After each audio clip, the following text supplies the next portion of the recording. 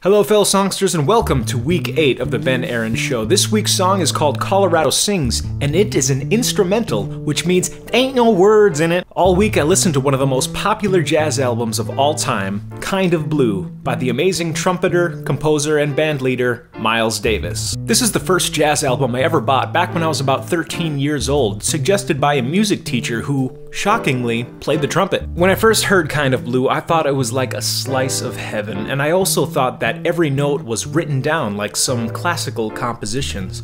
But when I heard live recordings of Miles Davis, I immediately realized what the jazz is all about. Up to this point in my life, I've never really played jazz music, but one thing I really did learn this week was a thing called modes. Modes were a very important aspect to Miles Davis's album Kind of Blue. Let me show you something on the piano. Let me explain modes by giving you the most basic key signature of C major, all the white notes starting on C.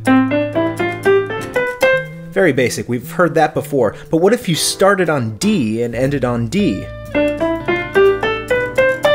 That sounds a little different. It's not major, it's not minor, it is called D Dorian. It really amazes me how different a song can sound when you're using the same keys, but just sort of shifted a little bit.